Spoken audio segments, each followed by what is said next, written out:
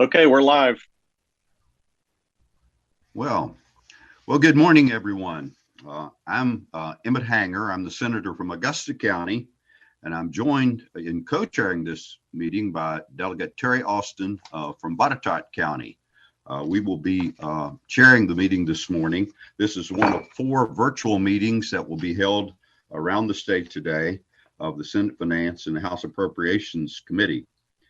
Each year, the committees are required by law to hold a series of public hearings on the governor's proposed budget to give all of you, the citizens of Virginia, the opportunity to comment on specific issues of concern to you. So today is your opportunity to talk, and our job as legislators is to listen to you. So you won't be hearing much from us. Let me take a moment before we begin to recognize other legislators that will be joining us today. And staff, let me just begin by allowing Delegate Austin to make a couple comments at this time. Delegate Austin, are you on now? I am. Thank you, Senator Hanger. I'm with you and have the privilege to participate in this meeting today. And we're interested to hear the comments of the citizens of the Commonwealth in regard to the proposed budget. And I appreciate you, my colleague in the General Assembly, chairing this meeting, and I'm here to assist you in any way at any time that you desire. So thank you, Senator, and welcome everyone to the meeting. Well, very good. Let me also point out with the other members of this region, this is the Western Regional meeting that we're talking about here today. We'll be joined by Senator Edwards, Senator Deeds as well, Delegate Morefield, rather. Delegate Ferris, Delegate Rush, and of course, you've already heard from Delegate Austin, who's co-chairing the meeting. And if any one of those delegates that I just mentioned would have some opening remarks to make, I would ask you to go ahead with them right now. Senator Hanger. Yes, Delegate Morefield. Yes, sir. Thank you. I certainly look forward to the presentation and the conversation this morning. Thank you. Okay, very good. And any other delegates online that are senators that would want to make opening remarks? Okay, well, hearing none at this point, we will go ahead. I understand that we have at least 40 members of the public that have signed up. There was a pre-sign up yesterday, so it looks like we're going to have a busy couple of hours anyway. This year we've changed the format, of course, of the public hearings, which we usually hold in person, and I enjoy doing that in person regionally around the state, but obviously because of the coronavirus pandemic, we're doing it in this manner. I'm going to start out with a few simple round rules so that the hearing will go simply today, and at the same time give everybody an opportunity to be heard in a reasonable amount of time. First, when you signed up to speak, you received an email with a Zoom link to the hearing. As of this morning, the House Appropriations and Senate Finance and Appropriations Committee websites were updated to include a listing of each speaker who signed up to speak, along with a number. That's the order in which you will speak. Staff will from time to time call out those numbers along with the name from the sign-up list to give you an idea of how far we are down the list. If you're not present at your time to speak for whatever reason, then you will be allowed to speak at the end if you're present at the meeting at that time. As we get closer to your number, staff will move you from the waiting area into the actual meeting room so you can speak. However, please do not speak until your name is called.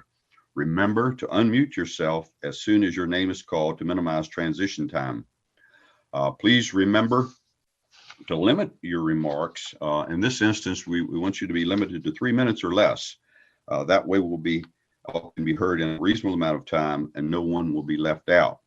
We'll stay in the meeting until the last speaker that had signed up has had the opportunity to be heard. It's my understanding that near the end of the 3 minutes, you're going to hear a sound, probably 2 minutes and 45 seconds if you haven't finished already. And don't hesitate to speak for a shorter amount of time if you can get your thoughts in to a minute or so. But please wrap up your comments at that time when you hear that sound go off. After you've completed speaking, staff will move you back into the waiting area where you can continue to watch the hearing, or you can go ahead at that time and leave the meeting. Finally, to hear as many issues as possible and to be respectful of the time of others, we ask that you avoid duplication if at all possible when testifying. I can tell you from the years of experience in these types of formats that repeating the same testimony and the same issue can actually be counterproductive. If there are several people speaking from the same group, we encourage you to have one spokesperson. You can always mention how many other members of your group are listening to show your group's support for your cause. Not only does that save time for everyone else, but it's much more effective when making your case. That's pretty much it. We're glad to be here and hope that each one of you will learn something new today, something you hadn't thought about before. That's a big reason why we're here. And again, we're here to listen. You're here to share information with us. It's relative to the budgeting process for this cycle. And now I'm going to ask staff to go ahead and begin the process. It's my understanding we do have our first speaker actually has a video, so that video will be presented initially, and then we will proceed with the rest of the speakers. So, staff.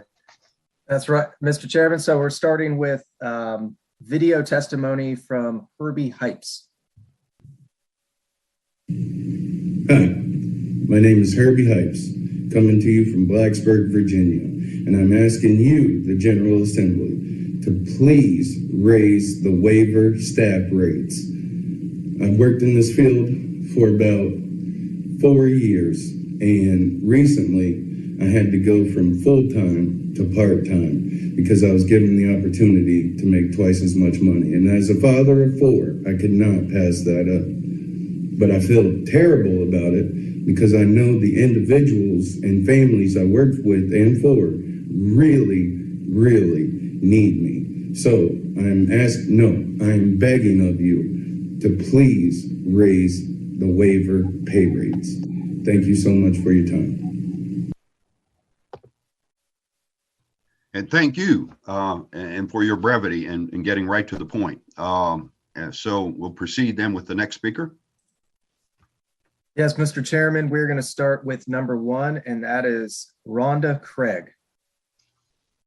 Rhonda?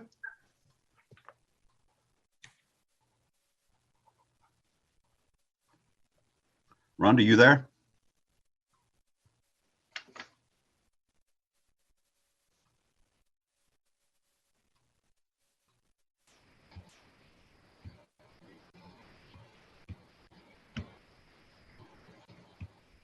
Yes, sir, I am.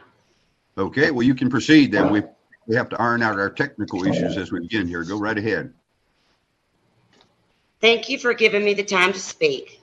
My name is Rhonda Craig. I work for Encircle, a nonprofit organization that provides a variety of human service around the state. We have been helping individuals since 1888.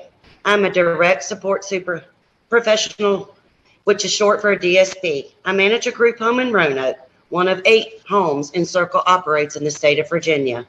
I work every day with 4 women who resides in our home.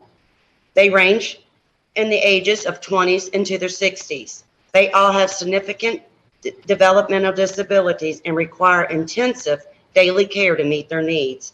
I bathe them, I brush their teeth, I dress them, and I prepare 3 meals each day and provide snacks. Also ensure that their medication is given on time daily. They are like my second family. As a DSP, I treat my individuals I serve with love and respect and dignity as I would as my own family. I make sure their wants and needs are met to ensure they receive the best quality of life that they possibly can. For most, we are all that the individuals that we serve have. I'm asking that you support the increased funding in Governor Northam's budget for Medicaid waiver services. The increase of $294 million includes more money for services that support people with developmental disabilities, including the group home that I work at. The increase is desperately needed because it factors in the rising cost of providing these services, including higher wages that have already gone into effect. I can tell you that hiring DSPs to work in our group home is extremely challenging, especially as the pandemic continues. We must pay competitive salaries because we need more people to make a career out of being a DSP. As a DSP, we are the front lines, keeping vulnerable people alive and well during this pandemic and engaged in their communities. We treat our residents with dignity and respect that they deserve. Please support those of us on the front lines by supporting the Medicaid rate increases for waiver services. And I want to thank you for your time. Thank you, Rhonda. Good to hear from you today. Number Thank 2 you. speaker. Mr. Chairman, the next speaker is Heather Peck. Can you all hear me? Yes, Heather, go right ahead. Thank you very much to all the legislators and legislative assistants here today. I get to stand up today with a solution to a major challenge that my family has faced in Virginia and that most Virginians' families face in Virginia. And that is the challenge of mental health, addiction, and justice system involvement. And I'm standing up with y'all today. Please, will you vote for a budget amendment funding peer and family support partner Medicaid reimbursement? Research shows that peer support is a leading intervention which enables overcoming addiction and mental health challenges and other chronic health challenges. Currently, at less than $30 an hour, no community service board in Virginia can afford to bill for peer and family support partner Medicaid reimbursement. For every $1 million you all invest in peer and family support with Medicaid, Virginians will receive $2 million with the federal match for people and families who are willing to receive these life-giving, life-sustaining, life-changing services. Okay, what we know is so exciting that with 5 years of recovery checkups, including support from peer supporters and family support partners, most Virginians can enjoy better than well long-term recovery and wellness. People who have overcome addiction and mental health challenges become better and well. How do they become better and well? They become better and well by giving family and community service. Plus, they employ with small and large businesses, they employ their gifts, talents, and skills. And what happens with people who have overcome addiction and mental health challenges, being better than well by giving family and community service, plus working, they uplift our tax revenues, they uplift our community economic health. So we end up richer financially and with our own family's health and our own community's health. Again, please will you vote for a budget amendment investing in peer and family support partner Medicaid reimbursement. And thank you so much for suiting up and showing up today. Okay, thank you, Heather. Appreciate your remarks. Speaker 3. And Mr. Chairman, the next speaker is Ron Boyd. Good morning. I greet you, Mr. Chairman, Senator Hanger, and Co-Chair Delegate Austin, the other esteemed members of the money committees, and other legislators and staff. I greet you on behalf of the Virginia Association of Area Agencies on Aging. First, thank you for taking the time to give us a chance to talk with you today. My name is Ron Boyd, and I'm the President and CEO of the local Area Agency on Aging, Local Office on Aging in the 5th Planet District. I speak to you today also as the President of the Virginia Association of Area Agencies on Aging and all of my colleagues throughout the Commonwealth. Also, over the 1.4 million older Virginians and their families. Not only do we, the AAA, provide services for older Virginians in each and every community of the Commonwealth, but we speak for community-based services that enable our shared constituents to live in the communities that helped to build in the earlier years and where they choose to remain, to stay, and live today. We realize that the fiscal picture is gradually improving from the pandemic and not expanding geometrically. so that we must all concentrate on those services for those most in need and those services that are proven. As we have seen over the last many months, our older Virginians who are able to stay in their homes with help of our services have come through the months of this COVID-19 pandemic far better than their friends who are living in congregate settings. And this is to a great extent due to the services and the supports of the AAAs throughout the Commonwealth, who have continued to provide beginning with the very first day of quarantine in our Commonwealth. So as you wrestle this challenging situation with many expressed wishes, we ask that you help us to continue to maximize our capacity to provide these services to the 1.4 million older Virginians.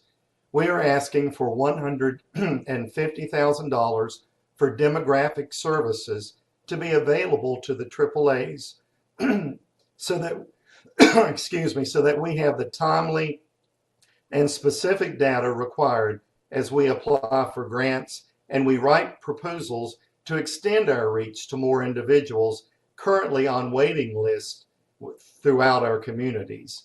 Such responses and proposals require detailed data in order to be successful. In turn, we are able to stretch state resources even further than we do now. We are ready to roll up and have been willing to roll up our sleeves to raise our own funds to match the state funds that you give us. You have our trust and confidence as you tackle these issues confronting real people. We give you our support and offer our assistance as you commence the 2022 session. Thank you for allowing us to have this time today. Thank you, Ron. Appreciate it. Speaker number 4. Mr. Chairman, the next speaker is Karen Conchar. Hi. Good morning, Karen. members of the Senate Finance and House Appropriations. Thank you for this opportunity to appear before you. My name is Karen Conker. I'm proud to serve as Secretary Treasurer of SEIU Virginia 512, a union of essential home care workers and public service workers. I am also a retired public employee, a Fauquier County resident, and a proud taxpayer. I am here today to say thank you for the extraordinary progress we have made over the past 2 years, and to ask you to protect that progress and that we continue to invest in making Virginia the best state for working families. For far too long, working Virginians have struggled with very few protections. In fact, 2 years ago, Oxfam America had ranked us the worst state for working people. But you didn't shy away from these challenges. You faced them head on and you got to work. And together, over the past 2 years, we have made extraordinary progress. We have made it easier for working people to thrive by expanding collective bargaining rights, raising the minimum wage, and fighting wage theft. We have made it easier for people to exercise their right to vote safely. We have begun tackling the systematic racism in our healthcare, housing, education, and criminal justice systems so that all Virginians can succeed. We took steps to ensure that our immigrants to Virginia would be welcome and supported so that our communities would be stronger. Is our work done? Of course not, but we've made historic progress, and others have recognized it. Just 2 years after our last place ranking in the Oxfam study, we jumped from the worst state to the 23rd best state for all workers while maintaining our ranking as the best state for business in multiple different studies. You have proved that our economy is to truly thrive, for businesses to succeed, that workers must have protections, fair pay, and a seat at the table. And I'm here to say thank you. I'm here to say we must protect our progress, and we must continue our efforts so that Virginia continues to be ranked best for business and then becomes ranked best state for workers as well. You'll hear from SEIU members today and your colleagues will hear from SEIU members at regional hearings across the Commonwealth, asking you to protect our progress by protecting collective bargaining rights and minimum wage increases, and to continue our progress by investing in quality home care, in quality public services, and in good union jobs with paid leave and a real seat at the table for all Virginians. Thank you for listening, and thank you for working in partnership with working Americans, or working Virginians. All right. Thank you, Karen. Mr. Chairman, the next speaker is John McNamara. Hello, my name is John McNamara. I'm calling in from Floyd, Virginia. And yeah, John, welcome. Thank you for the opportunity to speak with you today and for your support of mental health in Virginia. 1 in 5 Virginians are affected by mental health issues. And since COVID-19, the number of Virginians living with mental health conditions and the need for mental health funding and services has amplified tremendously. And my family is only one of many families in Virginia affected by mental health as a central aspect of our lives. The need for a full, comprehensive implementation of a robust, coordinated care program, such as outlined in the Marcus Davis Peters Act, is essential to help alleviate the suffering that many families such as ours endure daily. The need for pre-crisis care, non-obtrusive intake and assessment procedures, early crisis response, crisis intervention, crisis transportation, and post-crisis follow-up care, all managed by behavioral health professionals instead of law enforcement, is essential to the well-being of the citizens of Virginia in order to heal instead of exacerbating the trauma, which is life with mental illness. In order to accomplish this monumental transformation of the mental health system, there is no room for shortcuts. So I am here today to ask that adequate mental health funding be provided to meet treatment, housing, and recovery needs for all Virginians impacted by mental health. In doing so, the state will not only help families in a humane manner, but also save the Commonwealth money in the long term by reducing spending on law enforcement, prisons, and healthcare from comorbidities associated with mental illness. Your time and continued support of mental health in Virginia is greatly appreciated. Thank you for your time. Thank you, John. Mr. Chairman, the next speaker is Janet Boston. Good morning, Janet.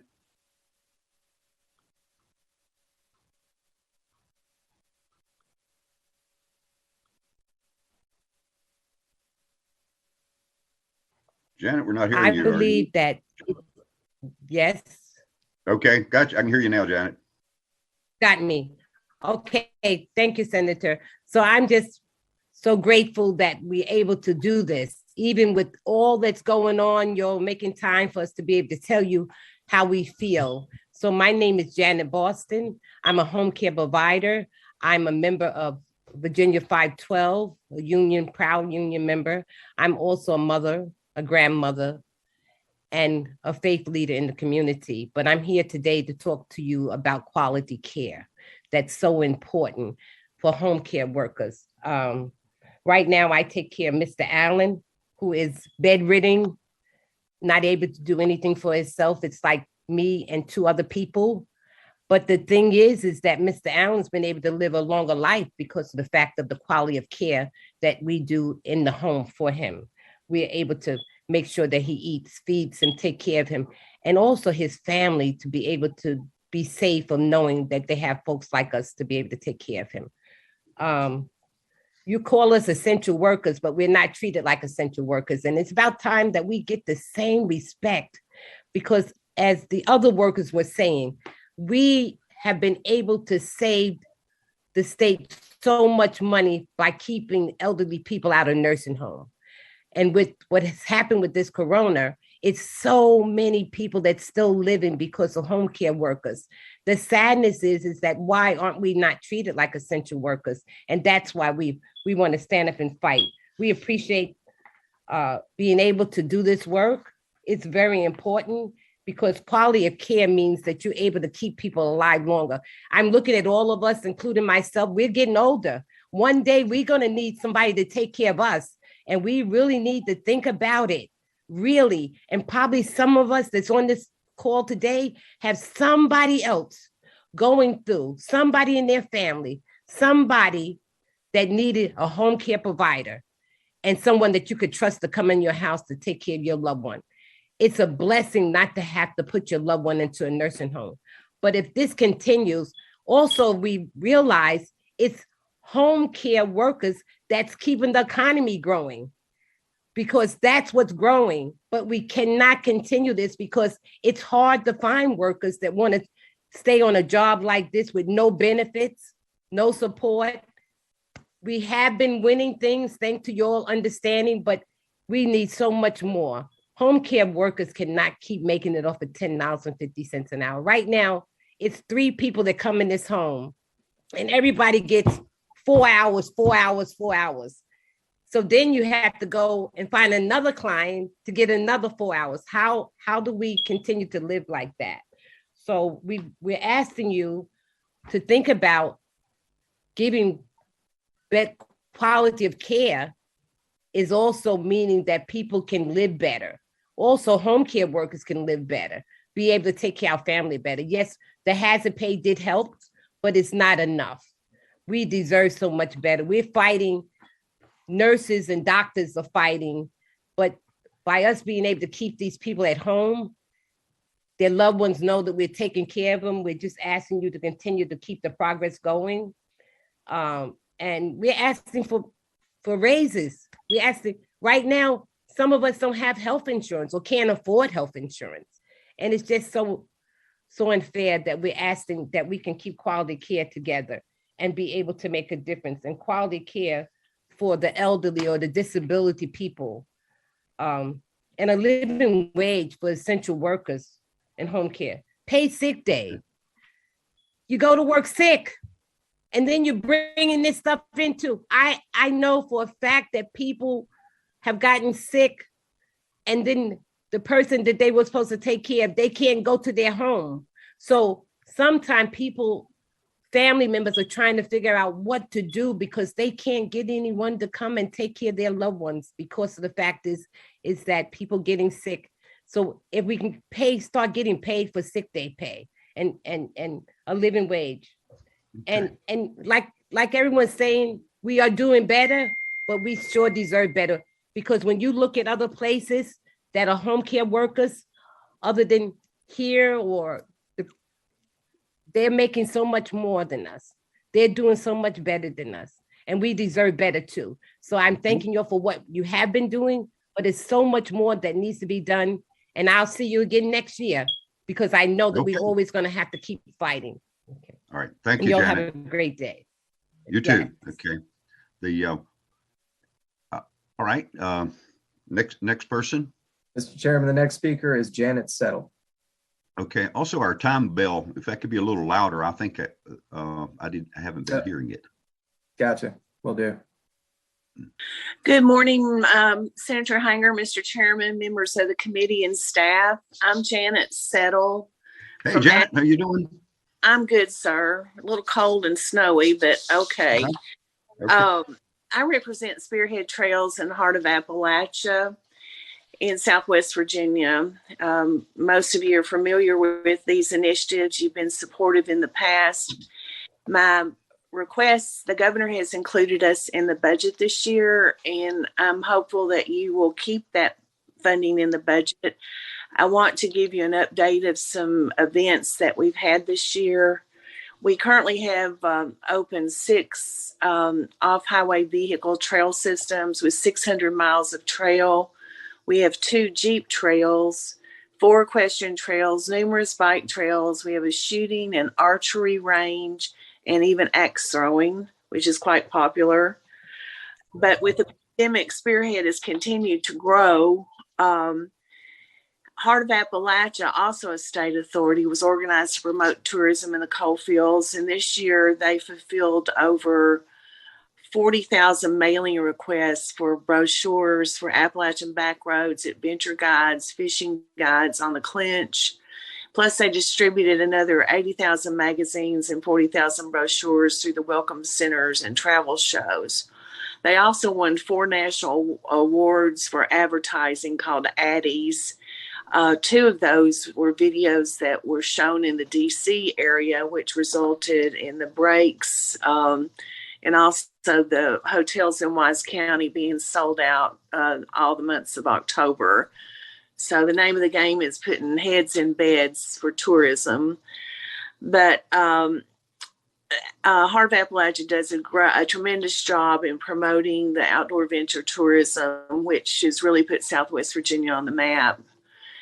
They also, Spearhead and Heart of Appalachia joined with the town of St. Paul in October to entertain the 13-member Appalachian Regional Commission annual meeting. And the commissioners enjoyed going out on the trails, but they also enjoyed seeing the growth that has blossomed in St. Paul as a direct result of the trail system. So we are fulfilling our mission. Also in Southern Gap this summer had a UTV takeover where there were 4,500 participants from all over the United States. And you couldn't get any food or much to drink in Grundy. Everything was gone.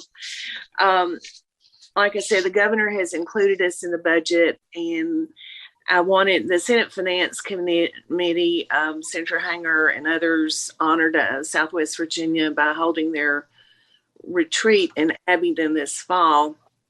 And at that meeting, the consensus was to have a world-class trail system. We need appropriate funding. By comparison, Hatfield-McCoy in West Virginia has 500 miles of trail with 40 employees. Spearhead has 600 miles of trail with 17 employees. These additional funds that the governor has put in the budget this year will allow Spearhead to thrive. And with Heart of Appalachia's marketing support, I can only see remarkable things in the future for Southwest Virginia's outdoor recreation economy. And I thank you very much for your time. Thank you, Janet. Mr. Chairman, the next speaker is Jason Pritchard. Can you hear me? Yes, good morning, Jason. Good morning. Thank you for this opportunity. My name is Jason Pritchard, and I'm a person in long-term recovery. I spent 16 years in active addiction. I will celebrate my 10 years in recovery on March 20th of 2022. I was incarcerated on 3 different occasions. The last time I was sentenced to 5 years from March 12th to March 2017. But I have now restored myself into society with voter rights and a really professional job. I am from the Western District of Virginia. I'm president of the Sarah of Virginia Far Southwest affiliate.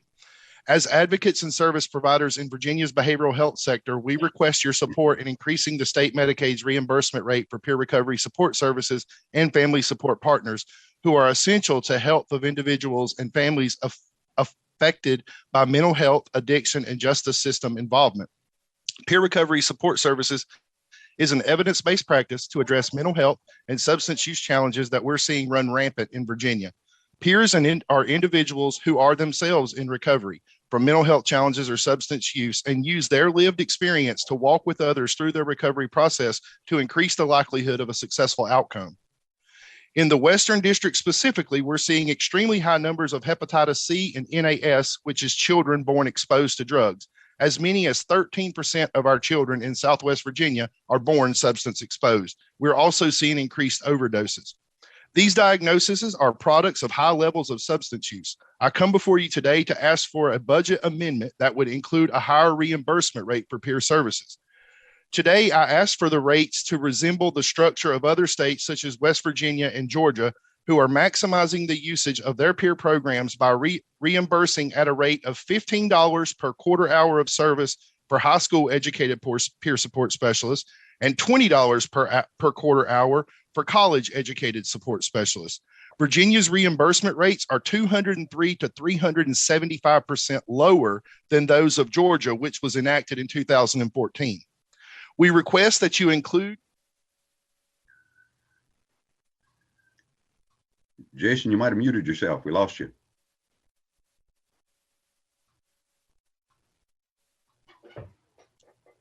to access these services. Because of the low rates of reimbursement, a high percent of peer service jobs in Virginia are grant funded, and a great number of organizations that provide peer services don't pursue reimbursement. This makes peer services in Virginia a burden to an organization's operation costs. And during COVID, we've even seen organizations eliminate peer services altogether for this reason. Certified peer recovery specialists and family support specialists, the latter who provide peer support to parents of children with behavioral health and juvenile justice challenge, and organizations that employ them, deliver healing outcomes and advance your goals of a healthier Virginia. I want to close in sharing 2 points. We succeed daily supporting post-traumatic thriving and recovery of Virginians and families disabled by the opioid, addiction, and mental health epidemics in Virginia.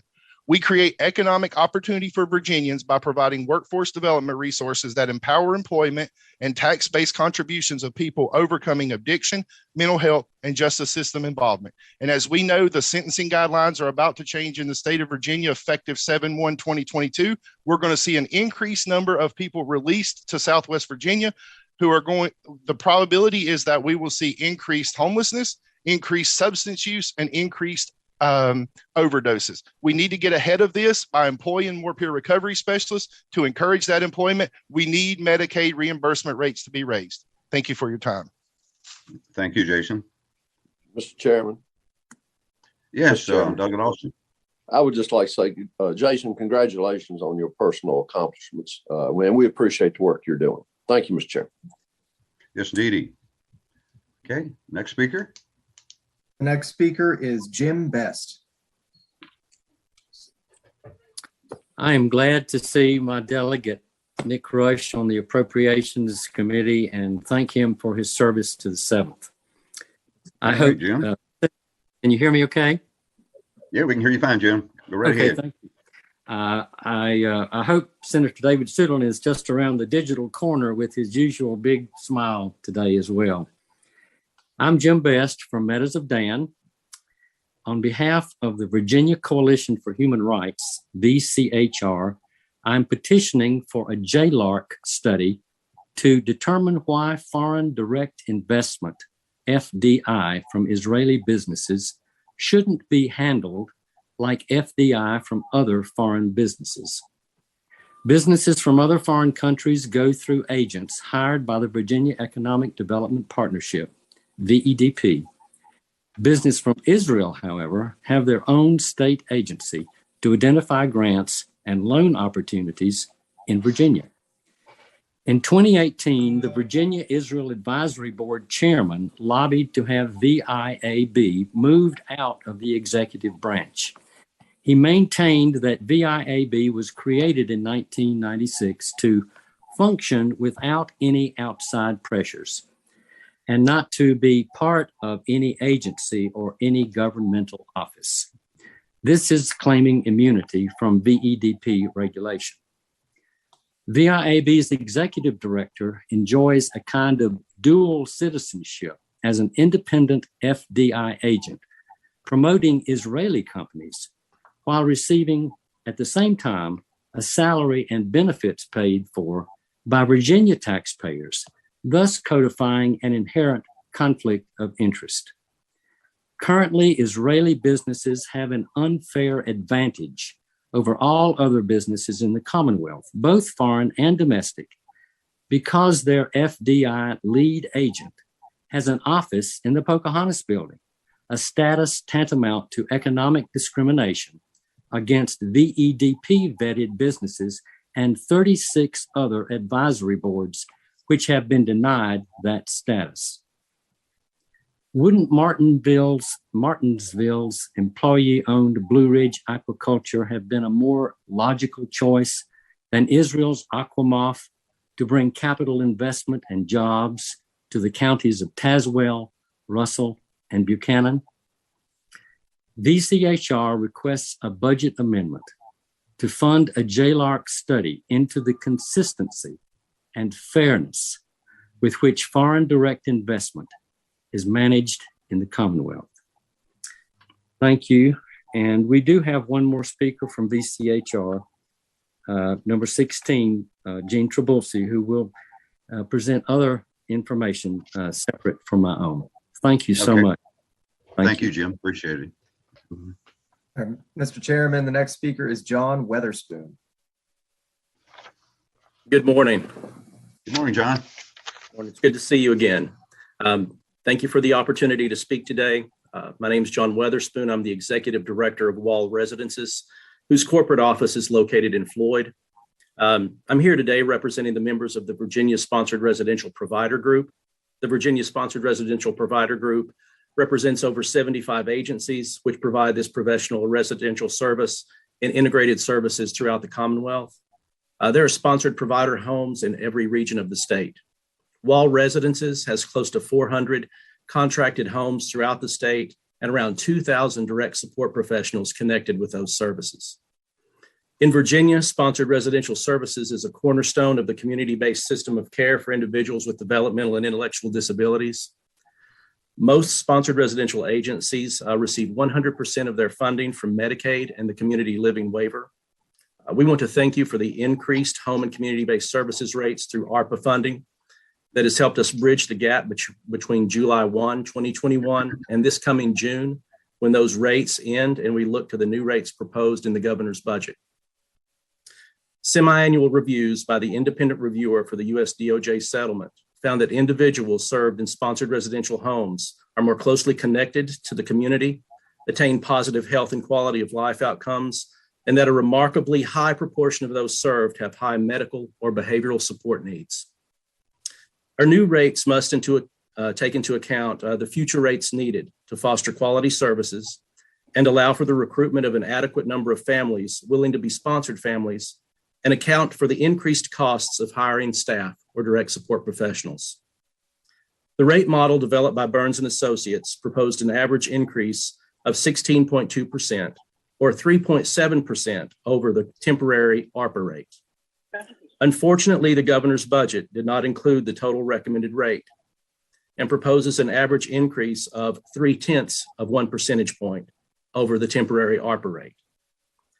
We're requesting that at a minimum, the rates for sponsored residential be increased by an average of 16.2% or the 3.7% over the temporary ARPA rate as recommended in the rate study completed by Burns & Associates. Thank you again for the opportunity to speak here today and for considering our request.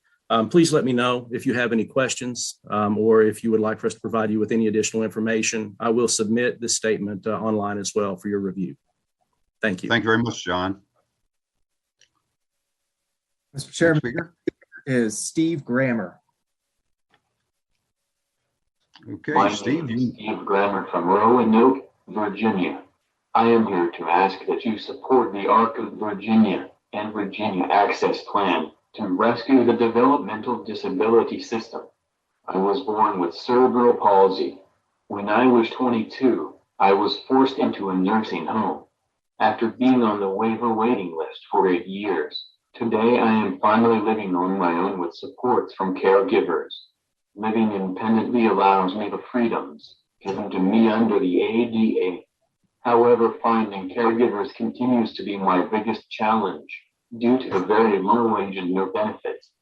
This has been a problem for me for many years and has gotten worse since the pandemic.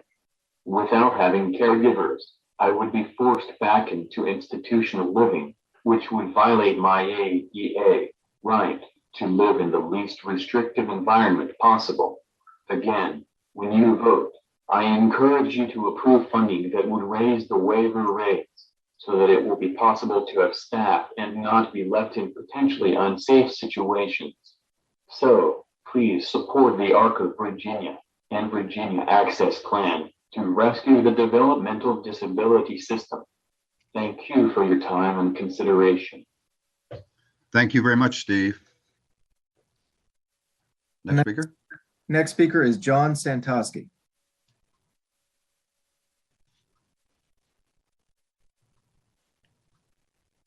John, you there?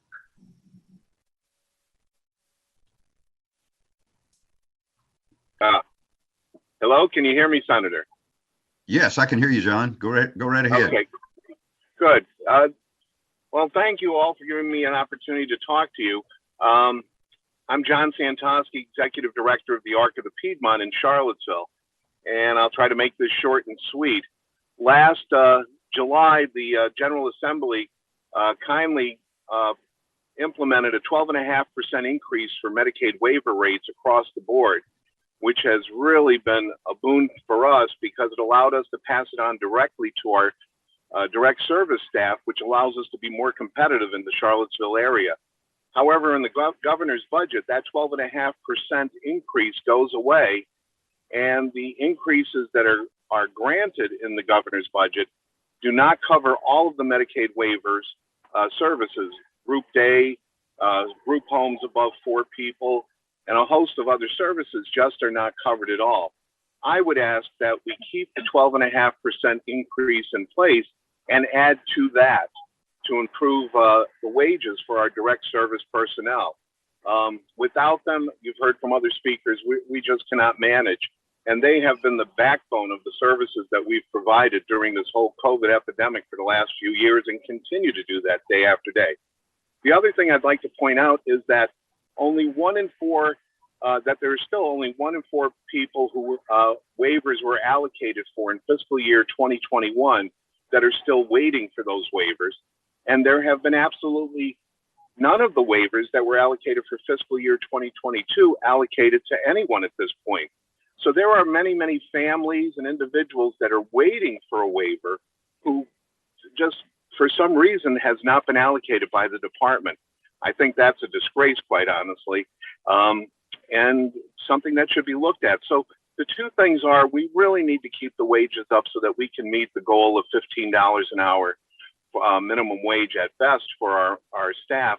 And we need the waivers in order to end this priority 1 waiting list. And it doesn't help when you go by almost 2 years with only a handful of waivers being allocated to people in the community. Thank you for your time, Senator, and I wish you the best. Thank you very much, John. Mr. Chairman, the next speaker is Robert Kell. Hello, good morning. Good morning, Robert. Good morning, other senators, delegates, and committee staff, and thank you for the opportunity to testify today. I am with Appalachian Voices based in Norton. Appalachian Voices asks that the committees consider the addition of 2 budget items that will help support economic development in the coal-filled region. After eliminating the state coal tax credits in 2021, the General Assembly tasked Virginia Energy with leading a work group to report its recommendations on how the Commonwealth can provide economic transition support to the coal-filled region. The Re-Energized Southwest report recognized that a new vision for the region must demonstrate a broad mission beyond just boosting employment and income. It must also consider quality of life issues such as education, healthcare, housing, childcare, tourism, and land use. The report is clear that re-energizing the region will be complex and necessitates unprecedented cooperation between federal, state, regional, and local stakeholders. The report specifically proposed a new coal-filled interagency task force to coordinate across state agencies to identify and maximize opportunities for Virginia to more effectively support economic revitalization in the region.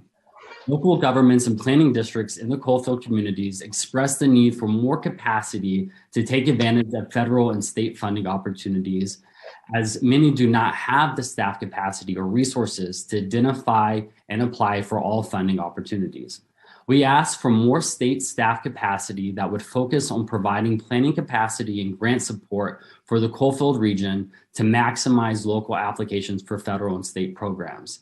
This capacity is especially needed as new and expanded funding opportunities have been created through the federal bipartisan infrastructure bill, such as increased funding for the Appalachian Regional Commission, abandoned coal mine reclamation, and brownfields. Additionally, the new staff capacity would coordinate the proposed coal-filled interagency task force outlined in the Re-Energized Southwest report and lead regional stakeholder engagement. More staff capacity would help fulfill the promise made to coal-filled communities when the coal tax credits were repealed. Second, Appalachian Voices asked the committees to fund the Virginia Brownfield and Coal Mine Renewable Energy Grant Fund and Program, which was established during the 2021 Virginia General Assembly. session. The new program supports the development of renewable energy projects sited on formerly mined lands or brownfields, helping to boost economic development in disadvantaged communities while also conserving forests and agricultural land. However, the program currently does not have funding. Providing funding for this program will help create jobs in both environmental reclamation and renewable energy development, bringing new life to hazardous land in areas throughout the Commonwealth. Lastly, Appalachian Voices would like to express support for the governor's proposed investment in the Clean Energy Advisory Board solar rebate program for low and moderate income residents. This program will expand equitable access to solar energy throughout the Commonwealth, ensuring that those Virginians most in need of the benefit from the electricity bill savings will be provided. Thank you again for considering these important investments. Thank you very much, Robert. Mr. Chairman, the next speaker is Gene Trabulsi. Hello, good morning, Senator Hanger. I greet you from the Shenandoah Valley, where good place to be, Gene. Welcome. Every day is a gift, sir, and where we love our neighbor.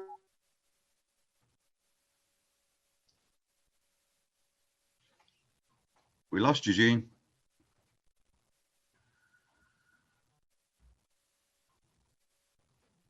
Mr. Chairman, would you like to move on to the next speaker and then kind of circle back? Oh, yes. Like she just popped back on, I can see. So did she, Gene? You there? Senator Hanger, can you hear me? Well, I can hear you now. You popped off there for a while. Go right ahead. Valley people have deep roots to this land, sir, as you know, and we oppose industrial scale solar development on agricultural land. Anything you can do to help us with that, sir.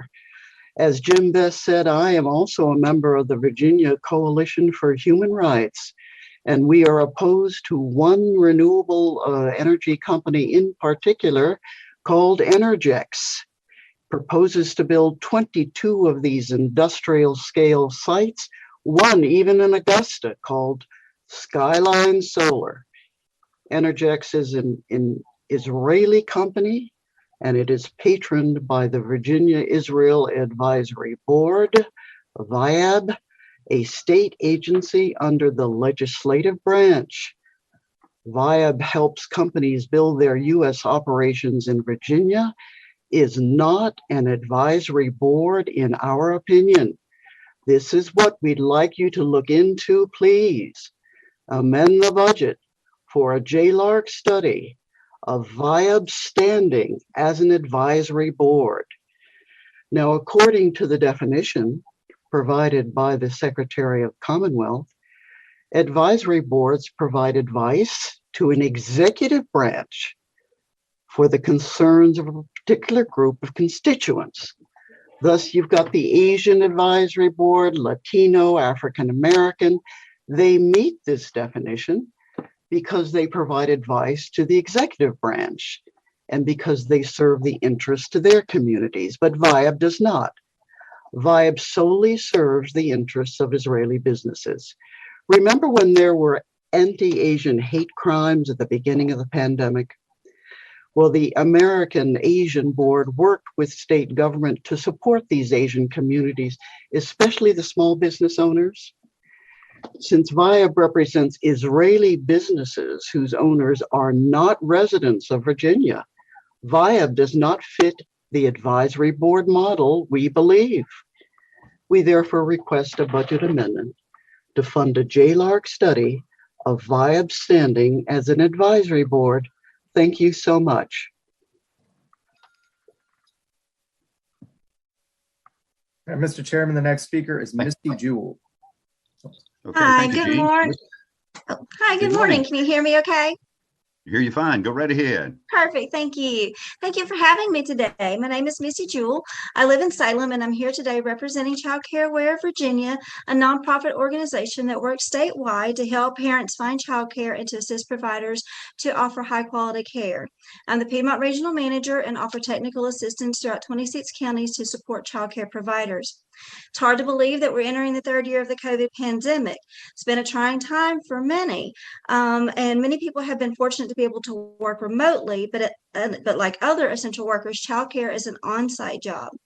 I have a few recommendations for consideration as the General Assembly gets underway for the new session.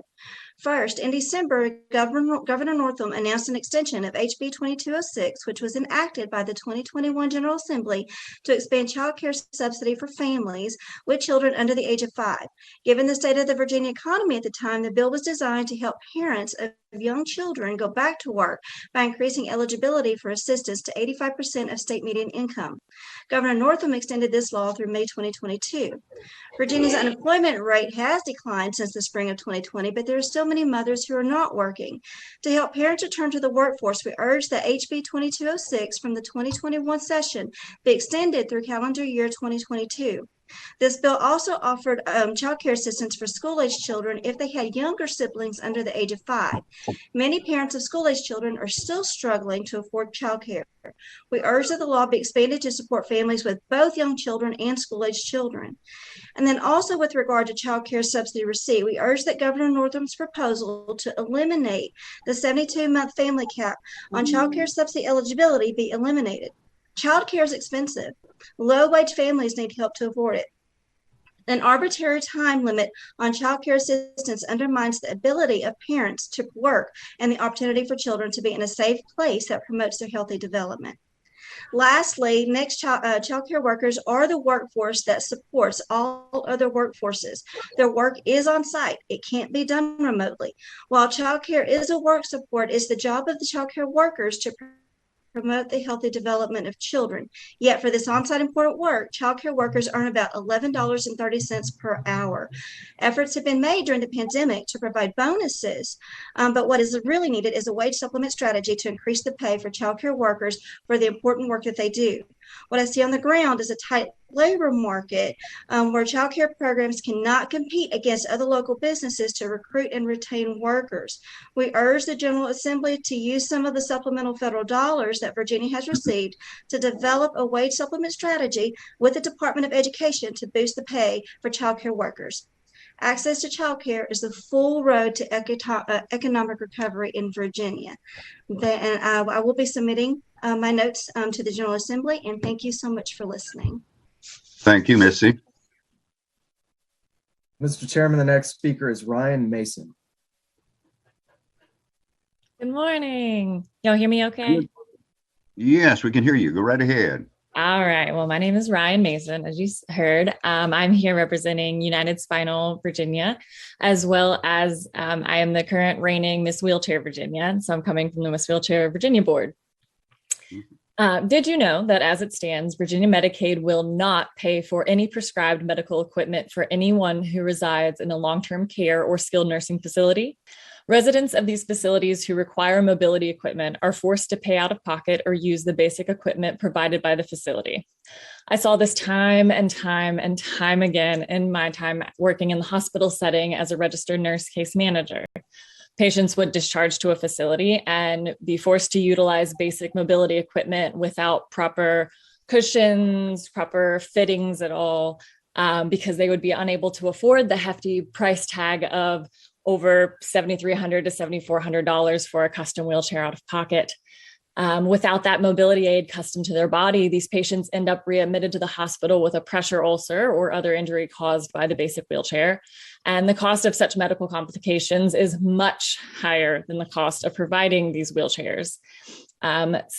This can prevent these issues, save our Medicaid program money, and prevent people living with disabilities from suffering. I'm coming to you as a healthcare professional, a wheelchair user myself, the current reigning Miss Wheelchair Virginia, along with the support of United Spinal Association of Virginia, to ask you to vote yes to amend the Medicaid budget in the state of Virginia to cover custom power and manual wheelchairs to residents of long-term care and skilled nursing facilities. Currently, Virginians living in facilities do not have this access. It's a gap of care that needs to be addressed. Studies overwhelmingly agree that the equipment, such as these wheelchairs, improves the physical and mental health, as well as the overall independence of these individuals. I hope you will consider voting yes to amend the Medicaid budget to cover custom mobility aids for individuals residing in these facilities, and in turn grant them the same freedom, independence, and joy that only a properly fitted mobility aid can bring. Thank you so much. Thank you, Ryan. Mr. Chairman, the next speaker is Tom Jackson. Good morning. Thank you, Senator Hanger, the committee chairs, and other delegates and senators present. As a resident of Senator Hanger's district and a former resident of Senator Deeds' district, I personally thank you for your commitment to mental health and substance use disorder services in the Commonwealth. My name is Tom Jackson. I'm a person in long-term recovery from substance use and mental health challenges since May of 1991, and I'm a registered peer specialist and a trainer of future peer specialists. I'm a member of the state organizing team of the Virginia Recovery Advocacy Project. We're a nonprofit organization focused on evidence-based solutions to Virginia's substance use and overdose crisis. Too few Virginians have access to on-demand, standards-based recovery services, especially those provided by certified peer specialists, whose services have been shown to be the most effective and cost-effective means to help people begin and maintain a path to the same kind of long-term recovery I have been privileged to find. Previous speakers have addressed the increase in Medicaid reimbursement rates for peer support, and I support their testimony. I have two specific other points not addressed related to DBHDS funding. First, the budget seeks to fully fund STEP VA to help fix Virginia's fractured mental health and substance use treatment system. One aspect of that is same-day access to services. Sadly, most community services boards take that to mean same-day access to an assessment, with actual receipt of services being delayed anywhere from 3 days to up to 3 weeks. We want same-day access to mean just that a CSB client be provided true services on the same day they walk in. We know that the dropout rate between assessment and delivery of services can be as high as 25% per day. Those days are critical life-saving times, and clients need to receive actual services on the day they walk in. And we're seeking sponsors of an amendment to incorporate that requirement. Second, there is funding for the same department for the Virginia Association of Recovery Residences. We know that stable, safe, and effective housing is perhaps the most important aspect of maintaining post-treatment long-term recovery. Sending people back to the communities where they were trapped in cycles of recurrence of use negates the treatment they have received. Community-based recovery housing is a cost-effective means of maintaining recovery compared to the expense of more treatment, hospitals, and jails and prisons. Finally, with regard to an appropriation for the Department of Education, in 2020, the General Assembly passed HB 928, which permits the Chesterfield County School Board to establish a recovery high school for the purpose of providing the academic, emotional, and social support necessary to make progress toward earning a high school diploma and reintegrating students in early stages of recovery from a substance use disorder into a traditional high school setting. The funding, however, for the DOE was not included in the bill. A forthcoming amendment will correct that, and I urge its passage. Thank you for your time and attention to these requests to increase Virginia's evidence-based responses to the substance use and overdose crisis that has claimed 46% more Virginians' lives in 2021 over 2020, 17% of the national average. Thank you. Okay, thank you, Tom. Mr. Chairman, speaker number 20 is Michelle Lester. Good morning. Good morning, Michelle. My name is Michelle Lester. I'm from Waynesboro, Virginia. I am here to ask for strong investments in childcare, and I am a Promise advocate with the Virginia Promise Partnership. Quality childcare is essential and allows parents and guardians to work to support their families while ensuring children are learning the skills they need to succeed in school. However, childcare is a broken market, and providers struggle to balance providing care that families can afford while ensuring quality programming, recruiting and retaining staff, and complying with regulatory and safety standards that increase operating costs. As a result, childcare programs operate on an extremely thin margin. Meanwhile, families across Virginia struggle to find quality, affordable childcare that meet their needs and preferences. This has forced parents to reduce their working hours or completely leave the workforce altogether. And challenges facing families and providers alike have only gotten worse during the COVID-19 pandemic. Even before the COVID-19 crisis, our childcare system didn't adequately serve Virginia families. A recent study from the Center for American Progress revealed that in 2019, Virginia was the lowest ranking state in serving subsidy-eligible children, serving less than 6% of eligible children under age 6. We need to do better, and we can do better. The proposed 2022 through 2024 biennial budget includes important provisions to increase access and affordability, improve quality, and stabilize our childcare sector.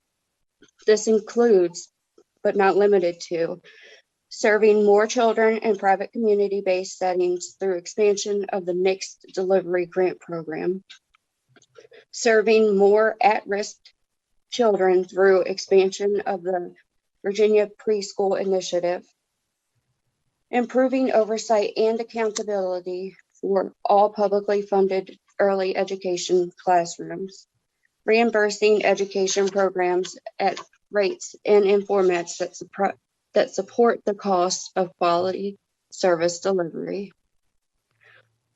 While these provisions offer important steps forward, members of the General Assembly should continue to prioritize early childcare education and take bold steps to expand access to childcare programs that work for Virginia families.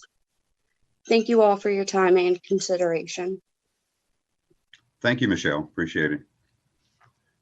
The next speaker is Ann Holbach.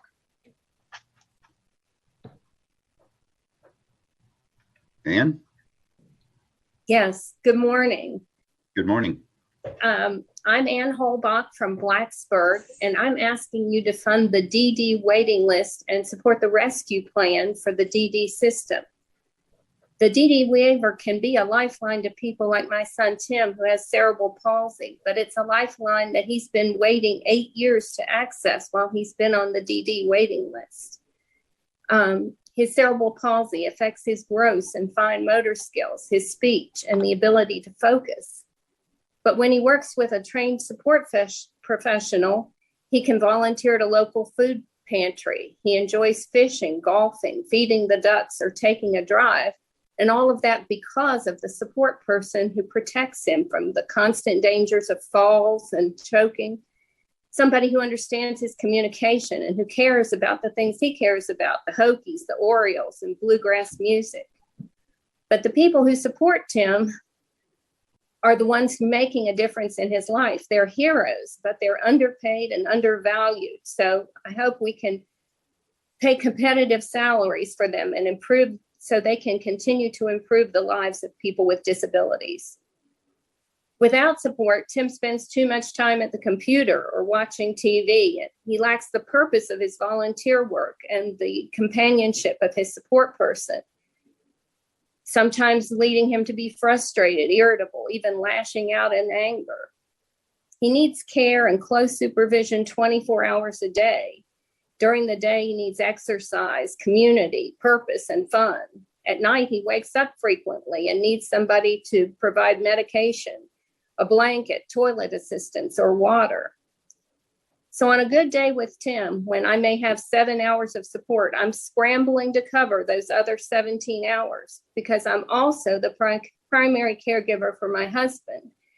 He has a progressive form of multiple sclerosis and needs full assistance with all the activities of daily living himself.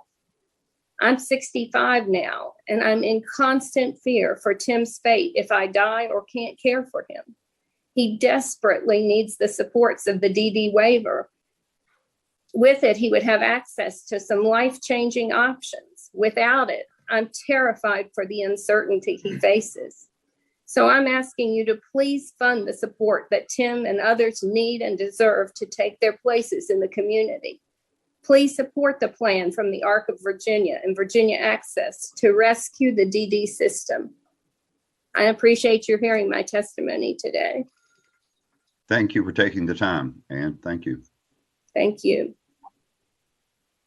Mr. Chairman, the next speaker is Katie Fox. Hello, senators and delegates, and especially my Senator Cree Deeds. Good morning, Katie. As a gun owner, a survivor of gun violence, and a local group leader for Moms Demand Action for Gun Sense in America here in Virginia. I would like to ask for your support for the proposed budget item of $27.4 million to address gun violence in Virginia. The funds will establish the Center for Firearm Violence Intervention and Prevention at the Department of Criminal Justice Services, which will work across public safety and public health sectors to collect data and publish reports on violence caused by firearms. The information will be shared with state and local agencies, higher education institutions, research institutions, hospitals, and other medical care facilities, as well as community-based organizations. The center will also establish model policies for law enforcement personnel. Senator Jennifer McClellan is submitting the legislation with Delegate Marcia Price to establish the center. And it is my sincere hope that you will support this funding because it will help every corner of Virginia, whether it's through suicide prevention, homicide prevention, or extreme risk needs. Thank you. Thank you, Katie. The next speaker is Mary Cromer. Good morning, and thank you for the opportunity to speak here. I am Mary Cromer, and I'm speaking on behalf of the Appalachian Citizens Law Center. ACLC is a nonprofit law and policy organization that serves the Central Appalachian region. And I am also a nearly lifelong resident of Wise County. I live in Pound, Virginia today. That's where I'm from. The budget requests that we present are those that are necessary to carry forward the key components of Virginia Energy's December Re-Energize Southwest Virginia report, which was based on input from many stakeholders in the region. And we asked for money to support the creation of the interagency task force that the report recommends. The task force would coordinate across state agencies and offices to maximize the effectiveness of existing state services to communities and workers in the coalfield region, and would conduct stakeholder outreach to identify the necessary programs, resources, and policy changes to support our region. We believe that task force needs to be funded. To further support the interagency task force and the goals of the Re-Energize report, we also asked for money to support 2 full-time employees at the Department of Housing and Community Development.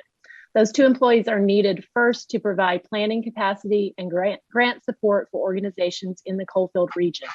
This support is needed because far too often organizations in our region miss out on funding opportunities because they lack the capacity to effectively apply for funds that are available. The support that DHCD could provide is particularly important given the amount of current federal money now available. And second, those employees are needed to coordinate the work of the interagency task force. And finally, we join others in asking this committee to support the $30 million appropriation that is in the governor's budget for low to moderate income solar, which the Virginia Department of Energy and the Clean Energy Advisory Board would administer. Thank you very much for this opportunity. Thank you, Mary. Next speaker is Amy Bowie. Good morning, and thank you for having me. Good morning, Amy. Good morning. My name is Amy Bowie, and I'm the owner of Miss Amy's Child Care in Abingdon, Virginia. I'm here as a Promise advocate with the Virginia Promise Partnership. I've been married to my husband for 41 years. I have 2 grown children, and I reside in Abingdon. I opened Miss Amy's in 1992 and served more than 65 families a year in our community. We're a full-day, fully licensed Virginia Quality Level 4 child care center, serving children in the community from age 22 months through 5 years. We follow the Reggio style of early childhood learning, which is an emergent curriculum. As most of you know and have heard, child care is an essential part of our community. We are the essential worker. I want to address the need for a commitment from you to help us continue to provide quality spaces for Virginia's youngest learners. Currently, I have no available spaces in my center with a waiting list of more than 70 children. I will never be able to give all those children spaces. We are a high quality center engaging students daily in building healthy relationships with them so they can learn. We're currently participating in the mixed delivery program, which provides funding for us for children and families who meet the criteria. This has been a really wonderful program for us this year in terms of supporting us financially, especially with the increase in minimum wage, which really impacted our business. We do need more flexibility in this program, however, in order to enroll more children and qualify more children to participate. I want to speak to you not just as an early childhood educator, but also as a small business owner. We've struggled, as all small businesses have, during this pandemic. Childcare, however, has taken a real nosedive. Now, it's going to be impossible, numbers won't lie, to continue to operate with subsidies and without the subsidies and programs that are provided, like mixed delivery. A year ago, my rates were $125 a week for a base rate program, 5 days a week. I've raised those rates to $143 to $150 a week for the same, well, actually less program, because we can't find staff. So we've had to reduce our hours, which impacts our families and their ability to work. We can't hire staff and pay them $11 an hour because they won't work for that. I hired 5 people in August. All of them quit by October. Most of them were degreed, which is a new requirement under the DOE, which we are now under. I've only been able to replace 3 of those teachers in that time, which means we've had to suspend classrooms. We've had to suspend part-time children, which again impacts the community. There's always been a need for childcare in our community, even more so than in other parts of the state. So now this need has increased substantially, with so many centers going out of business. And honestly, I would have had to have closed for good as well if it had not been for all of the resources given to us through funding from different venues through this pandemic. We need to be serving more children in private community-based settings by expanding some of the programs like the mixed delivery program. We need to be able to attract high-quality staff to fill the positions that we have available. If we can pay them what they're worth and decrease the turnover rate in this profession, hopefully we can attract good early childhood educators. I've worked in this field for over 43 years, and I honestly am near retirement, and I don't know who will take over for us when all of us older ladies are finished with this. I don't see that there are a lot of people wanting to work 70 hours a week for almost no pay and do every job in the center. Working in every capacity. All of my staff are continuing to work overtime right now every week to keep the doors open for our families.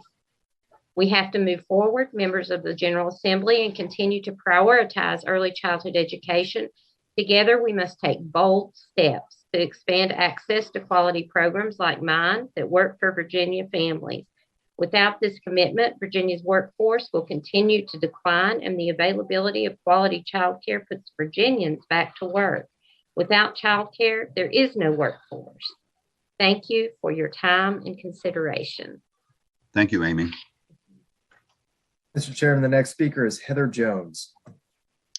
Okay, Heather. Good afternoon. Thank you for your time today. My name is Heather Jones. I live here in the Shenandoah Valley. I am a mom with a child with disabilities, and I am also the Chief Operations Officer for Moms in Motion, which is a Virginia Medicaid waiver provider.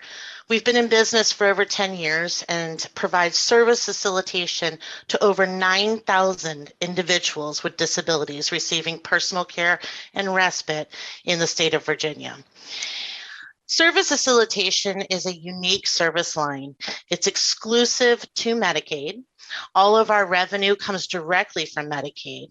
Therefore, without Medicaid rate increases, we have no way to increase our revenue for this service to pay employees competitive wages. It is unique in that it spans the developmental disability and CCC plus waivers, personal care and respite, and now assistive technology, environmental modifications, and electronic home services, the only services to span both waiver groups. Please don't use this as a reason to leave us out of the rate rebases again, as we were in 2016. I am asking that you support the Developmental Disability System Rescue Plan. As you are aware, Virginia Medicaid waiver system is in crisis. Without immediate action, thousands of Virginians with developmental delays who rely on provider network essential supports will be facing a loss of community-based services. Others who were recently approved for funding will continue to go unserved due to a lack of capacity as a result of the worsening workforce crisis. Providers across Virginia are not able to hire and retain staff at the current reimbursement rates. Much work has been done recently to illustrate the Medicaid waiver system has been chronically and significantly underfunded in Virginia since its advent. To that end, the General Assembly and Special Session approved a temporary bridge increase of the 12.5% for community-based services. Thank you for that. The need for significant increases for all services is further supported by the Burns and Associates study mandated by the General Assembly. We desperately need your support. Rate rebase, providing funding to implement the recommended Burns and Associates study rates for all community services. If the recommended rates are not adopted at a minimum, we do not allow the temporary increase of the 12.5 to be removed in July of 2022. This was meant to be a stopgap measure until new rates were implemented. The governor recognized the critical importance of increased funding for some services in his proposed budget, but the entire system is critical and needs immediate funding. I want to point out that service facilitation is unique in two more ways. One, it's the only waiver service not to receive an increase in rates since its inception before 2010. This means we uniquely cannot attract and obtain qualified and dedicated staff. We cannot provide services at the level of quality that individuals on the waivers deserve, and we cannot sustain the business. And two, our service is the only one that is paid based on physical in-home visits to the individual. The current regulations allow no flexibility to provide the service in alternate settings or periodically or exclusively via telehealth. Under current regulations, we are only paid when we are physically drive and get in front of the person in their home. Prior to 2010, prior to Zoom, prior to the pandemic ways of doing business. Please bring service facilitation into 2022 with all of the other services. Please allow telehealth options for the delivery of our service and allow us to hire and retain staff with sustainable and reasonable 2022 rates. Thank you. Thank you, Heather. Next speaker, Gail Brunk. Hi. Greetings. Good morning, Thank Gail. you. Morning, Senator Hanger. Hello, Senator Deeds, my local representatives. Thank you all and members of the committee for the opportunity to speak with you today. I am Gail Brunk, the Executive Director for Valley Associates for Independent Living. Most people know me as Gail with Vail, and I currently also serve as the President for the Virginia Association of Centers for Independent Living, which is comprised of the 17 centers for independent living in Virginia. My goal today is to share with you the need for funding for services for individuals with disabilities throughout the Commonwealth. Centers for Independent Living are and have been critical and a vital component of service delivery for people with significant disabilities through direct service, as well as advocacy efforts and technical assistance. Centers assist individuals with securing in-home services to remain independent in their communities.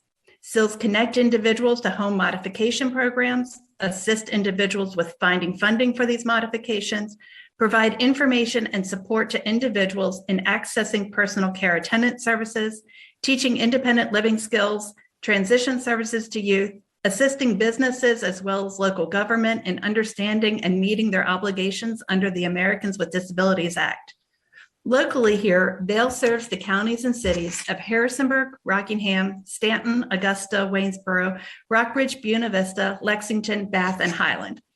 We have provided direct service to over 490 unique individuals last year. Vail provided approximately 700 hours of community education, and 388 individuals received needed services that prevented institutional settings. Vail completed all this with 12 full-time equivalent, hardworking, and dedicated staff. We never stopped providing services throughout the COVID-19 pandemic. We built ramps to ensure individuals could remain or return to their homes. We provided PPE to keep caregivers and the individuals safe. We conducted home visits utilizing appropriate distance and PPE to continue to keep individuals with disabilities engaged in their community.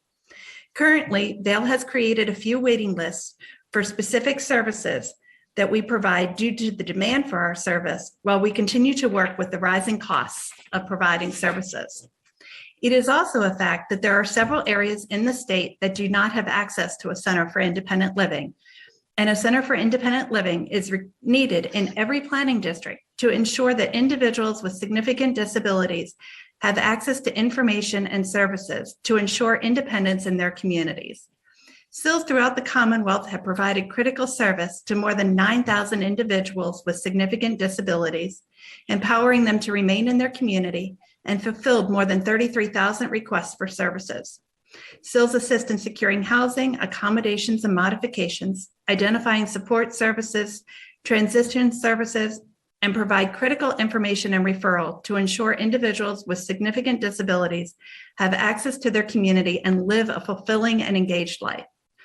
I urge you to include funding for Centers for Independent Living in this year's budget cycle.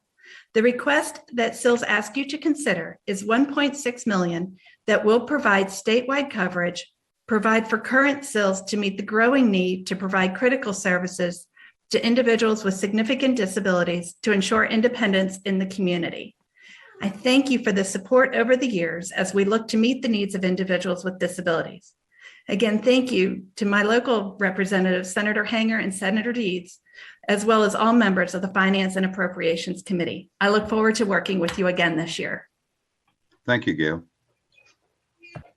Mr. Chairman, the next speaker is Kim Woodwell.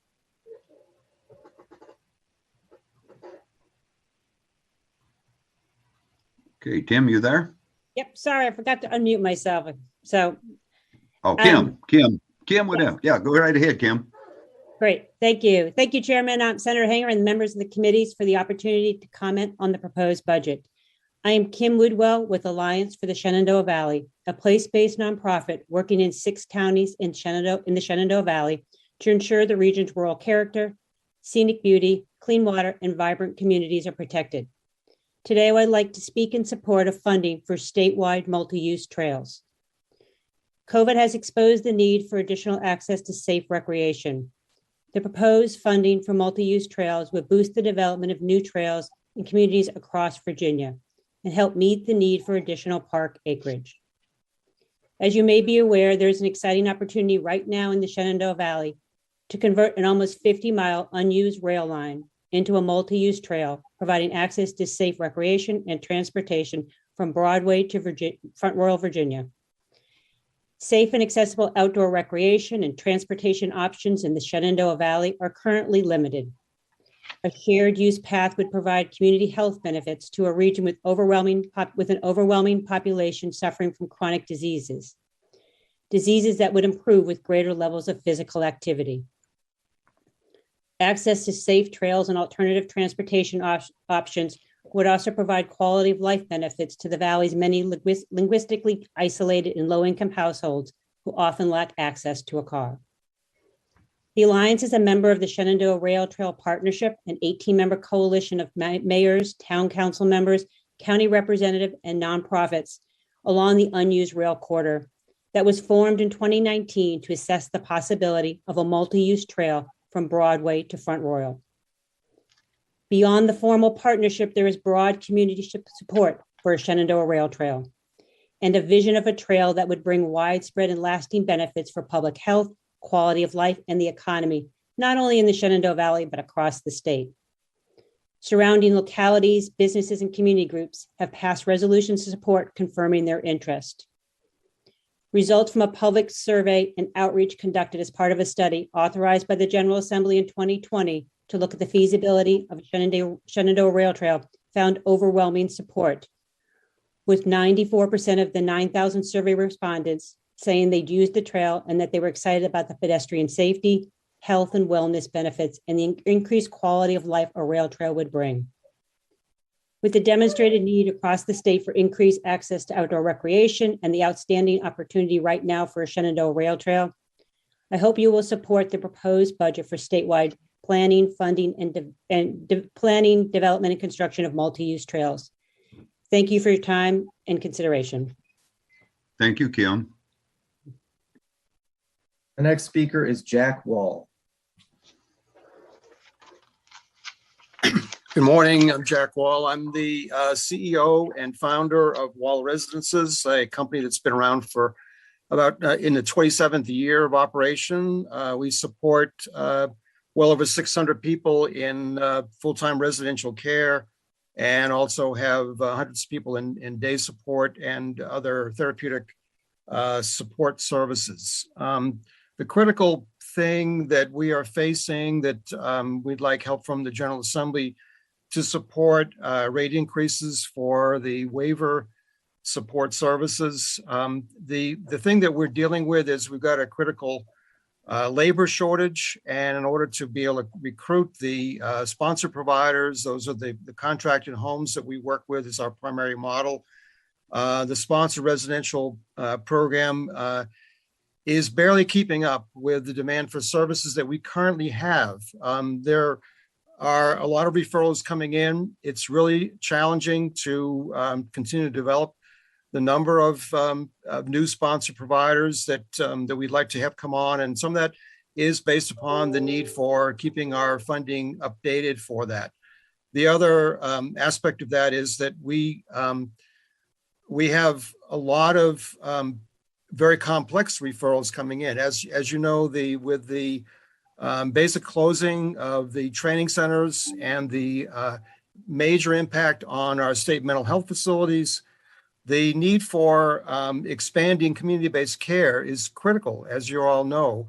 The thing that we're concerned about, or one of the issues we're concerned about, is that under some of the regulations that have been put forward by DMAS, Department of Medical Assistance Services, is that they're limiting the opportunity for our sponsored residential homes to receive customized rate funding.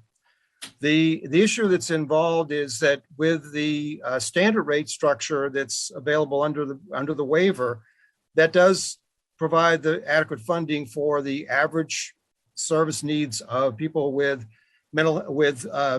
developmental services needs or physical care needs, but it does not provide adequate funding for some of the small number of people who have extremely high needs. And one of the things about the sponsored residential model, this professional family-based model does provide a highly intense level of service and a coordinated service in a family home that cannot be matched. And we need that service to be available to get, on occasion, increased rates that only the customized rate program can provide.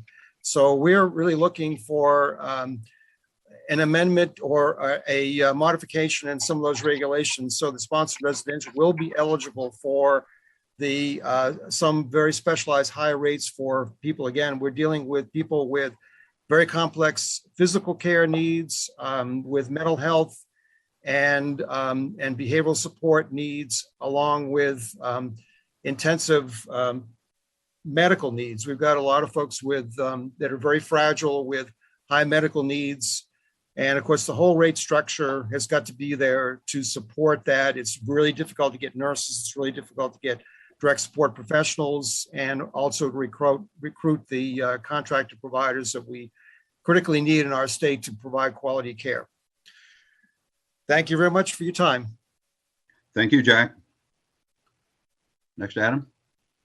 The next speaker is Kyle Lawrence. Good morning. Thank Good you, morning, Senator Kyle. Hanger. Thank you, Senator Hanger, senators and delegates, for this opportunity to comment on the proposed budget. My name is Kyle Lawrence, and I'm speaking on behalf of the Shenandoah Valley Bicycle Coalition. We are a bike walk focused nonprofit working in the Shenandoah Valley. We believe walking and biking can and should be an option for all Virginians as part of their everyday life, whether for recreation or transportation. Today, I'm speaking in support of the proposed budget funding for statewide multi-use trails. Like one of the previous speakers, our coalition is also a member of the Shenandoah Rail Trail Partnership, which was formed to assess the possibility of a multi-use trail from Broadway to Front Royal. Last week, while it was still 60 degrees out, I took our 4-year-old son, Birch, on his first long bike ride through Harrisonburg. I rode my bike and Birch rode his bike as we meandered across town. We were lucky to ride on quiet neighborhood streets that led us to Harrisonburg's newest greenway network. You can see a photo behind me of one of these trails. Once on these dedicated greenway trails, we were able to ride several miles on gentle grades, separated from cars and surrounded by green space. While on the ride, we saw more people walking, jogging, and pushing strollers than biking. We saw regular people wearing regular clothes, incorporating trails into their daily lives. We said hello to our neighbors and engaged in friendly conversation with folks returning from trips to a local pharmacy. Most importantly, we both felt safe and comfortable riding in our own space reserved for non-motorized use. We believe this opportunity, the freedom to access trails close to home, should be for all Virginians. The expansion of long-distance state trails such as the Shenandoah Rail Trail, the Fall Line, and the Eastern Shore Rail Trail represent a tremendous opportunity to ensure equitable access to trails. Trails build stronger, happier, healthier, and more connected communities. They provide recreation and active transportation options. With the rapid adoption and evolving technology of electric-assisted e-bikes, we will see more and more people choose a means other than a car to complete their daily trips, but only if we can provide safe and connected trails for them to use. Trails benefit our communities in significant ways by boosting local economies, improving physical health, and providing affordable transportation access for everyone. The pandemic and the resulting increased demands on public parks and trails have confirmed that parks and trails for outdoor recreation and transportation are a vital public infrastructure. With the demonstrated need across the state for increased access to outdoor recreation and the unique and transformative opportunity right now for Shenandoah Rail Trail, I hope you will support the proposed funding for statewide planning, development, and construction of multi-use trails. Thank you so much for your time. Thank you, Kyle. Mr. Chairman, speaker number 30 is Reese Shear. Greetings, Senator Hanger, Delegate Austin, and members of the committee and staff for this opportunity to speak with you. I appreciate it. Thank you. I'm Reese Shear from Emory in Southwest Virginia, and I want to address renewable energy for energizing renewable growth in Holston Valley, and also education funding as a retired educator and school counselor and grandfather. Thank you for enacting the Virginia Brownfield and Coal Mine Renewable Energy Grant Fund earlier in 2021. This was sponsored by Delegate Kilgore. The act lays the groundwork for affordable renewable energy development on coal and brownfield impacted lands. Funding this program will create opportunities in Southwest Virginia and other communities that have brownfields to share in the employment benefits of the clean energy transition.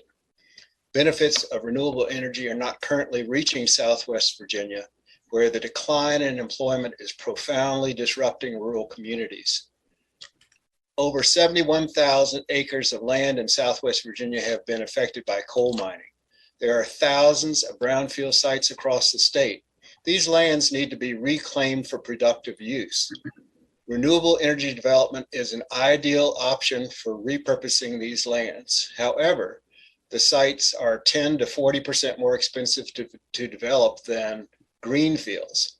Incentivizing renewable energy facilities on mine lands and brownfields will reduce community discord elsewhere in Virginia over conversion of valuable forests and farmlands into large-scale solar farms, as pointed out in today's comments by Ms.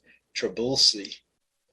Companies will continue to avoid developing renewable energy projects on disturbed land unless the General Assembly funds specific incentives and enabling policies to open up the renewable energy door for Southwest Virginia, which is covered behind me. The other priority I want to address is public education equity funding for rural and distressed urban schools. I'll simply list 4 requests. fully fund the revised standards of quality. It's about time. Lift the support staff cap, which impairs funding for support school positions. Use the budget surplus to increase teacher and staff pay to salary levels that are competitive with other states. Oppose the voucher and tax credit programs for that and redirect public and K-12 funding and have a history of hurting student outcomes. I thank you and the committee members for this opportunity to hear the requests of ordinary citizens. Thank you, Reese. Next speaker. Next speaker is Dave Walsh.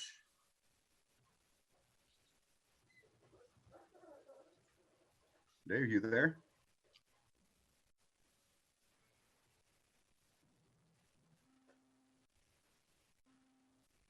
If you're there, you may be muted.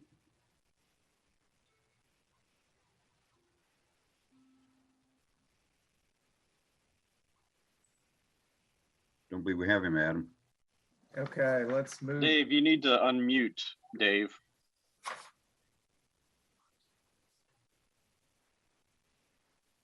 Okay, Mr. Chairman, would you like to circle back to Mr. Walsh? Yeah, Dave, are you unmuted?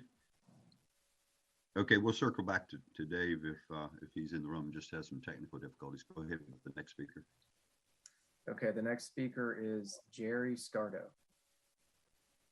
Thank you very much for letting me speak. I'm not going to duplicate what somebody else said, so I sort of changed my topic, and it's just sort of off the cuff. But I want to speak, and I thank you for the opportunity. I want to speak for the things that can't speak for themselves, like the birds, the snails, the frogs, the turtle. I am noticing a severe drop in flying insect population back here in Dixon County. I can just look out my door. I have a degree in biology. I graded papers for people who became doctors and nurses, and I am a veteran. And I did farm quite a bit when I was a youth. So I know about the seasons. Our Appalachia spring is gone. We are now into virtually two seasons, hot and cold, and hot is winning. My brother went on Operation Deep Freeze to the Antarctic 1955, 56. He told us that place would never thaw. And now it's breaking down. The shelves are breaking, and they think pretty soon a big glacier will be released, and it will affect our east coast of Virginia. Back here, I'm paying bills like I never paid before for private road damage, trees down, heavy floods, things like that. It might be 1,000 one year, a couple thousand next year, clean up the trees. But just moving on, I see orchard blight on the apple trees, pretty extensive throughout the region. I trying to think that our county should do some things, but I got this opportunity to say something to you folks. And I'm just wondering if you could do a study on what the state might fund, such as perhaps going solar on some of the government buildings. And actually, I think the extension offices in the state could have beefed up funding and get some people with science background to work with our agriculture and helping the home households transition and do things. I know a lot of people get electric vehicles, so I hope maybe the state could afford more electric vehicles and move into that, where that they are run on solar energy. I just have a lot of ideas, but like I said, just doing this off the cuff. I know y'all know about Hurley, how the heavy downpour came, and Hurley lost maybe 20 to 30 houses, but they say if it had come at night, they would have lost 100 people. They lost one person in that. I've seen Highway 58 over near Stewart washed out in 3 big curves, and I'm near 80 years old. I've never seen this kind of damage before in my life. It's the most bearing and pressing problem I think we really have to face when you have a fire near Boulder that cannot be fought by, while it was raging, could not be fought by air or on the ground. And I guess y'all know about the temperature in British Columbia, 121, where it cooks sea creatures. So, and the Arctic and the Antarctic are warming faster than even the scientists anticipated. How close to that? It's just things for thought. Y'all have a wonderful bunch of stuff put before you, and it's been quite educational listening to all this. I've never heard this before. So I'll close, and thank you very much. Thank you, Jerry. Thank you for sharing your thoughts in support of the critters, bugs. Mr. Chairman, Dave Walsh is, I believe, prepared to speak now. Okay, Dave, you with us now? I am. Appreciate your patience with me. I support what Kyle had talked about. So thank you for swinging back to me, but I think it's already been said. I don't want to take up any more time. Okay, well, appreciate that, Dave. Thank you for participating this morning. Okay, Adam, next speaker. Logan Nestor. Hi, thank you. My name is Logan Nestor. I work for Mount Rogers Community Services in Southwest Virginia. We serve Bland, Carroll, Grayson, Smith, and Wythe counties, as well as the city of Galax. We are one of the 40 CSBs set up across the state of Virginia, conceived as the public safety net for behavioral health in the state. I have two items that I want to speak with you about today. Our most pressing concern at the moment is recruitment. When I came to work for Mount Rogers 3.5 years ago, there were fewer than 20 jobs posted on our job site. We have had more than 70 posted within the last month.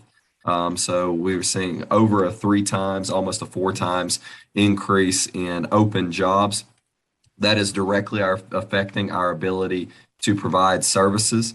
Many of our services that we are providing are at capacity and have waiting lists purely because we can't recruit the workforce to expand those services. The ways in which the state could help us with those would be money for recruitment. There was some money passed to the Department for Behavioral Health and Developmental Services specifically for recruitment. Some of that has been passed on to CSBs, but that money only covers money that is passed to the CSBs through the Department for Behavioral Health and Developmental Services. For example, last year, only 22% of our budget came from state revenues, but 54% of our expenses went out to personnel. So that's leaving almost 2/3 of our personnel uncovered by those recruitment budgets. The state CSBs need help with recruitment. The other thing, as you've heard many times today, would be rate increases. Rate increases will help us increase pay and thereby increase our recruitment. The second thing I wanted to talk to you about is crisis services across the state. As you all well know, one of the main challenges facing our behavioral health system is the overcrowding of state hospitals. One of the main things that the CSBs can provide to help with that would be local crisis receiving centers. There have been some proposals for regional crisis receiving centers. We would like to advocate for more local receiving centers.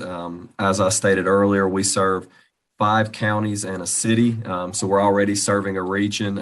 By going to a regional model that starts around Blacksburg and goes to the end of the state, you're talking about 4 or 5 hours from end to end. We need more local receiving centers. Each CSB is already serving a region. Combining 7 or 8 of us into a larger region, we do not believe will be effective. And I thank you all for your time today and appreciate it. Okay, thank you, Logan. Mr. Chair, did I ask a question, Logan? Sure. Yes, sir, Senator. Logan, you're still there. You said the state provides 22% of your funding.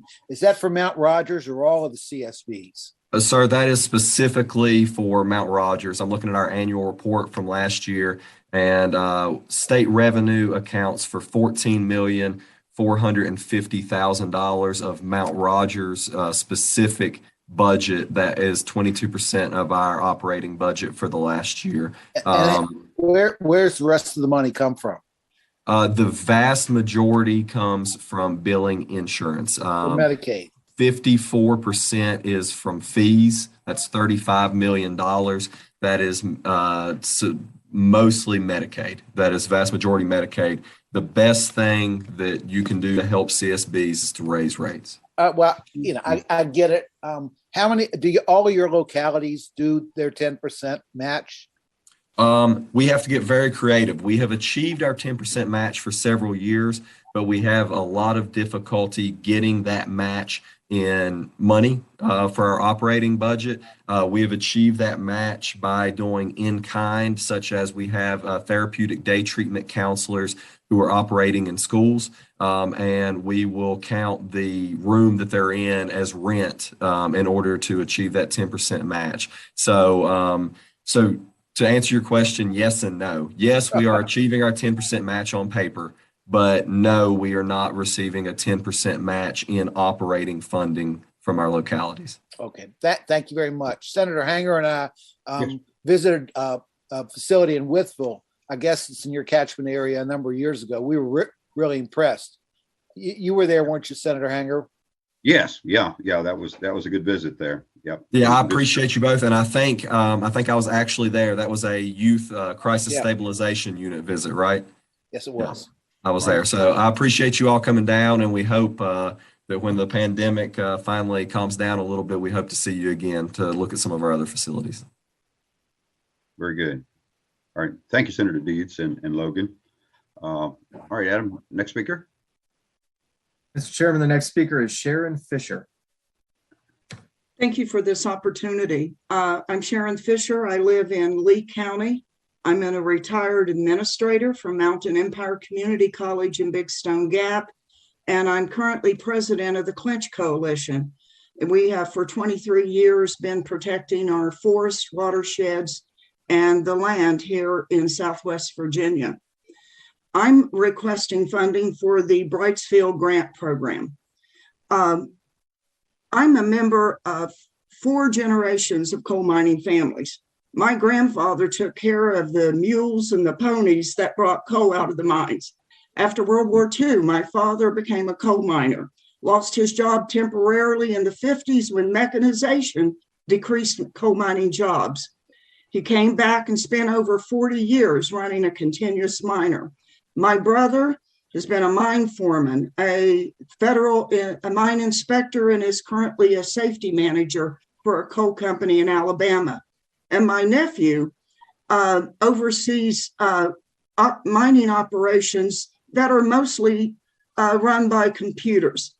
The reason I'm telling you this is my family has lived to see all of the changes that have taken place in the coal industry, the booms and the busts. And what we have lived those changes. And what we know and what we understand is the next change needs to be to go to alternative energy. As we have lived through the booms and the busts, as I said, of the coal mining, it has sustained our family for years, coal mining. But at the same time, we have seen our land strip mined, gob piles, abandoned mine lands, and now the tops of our mountains being removed. And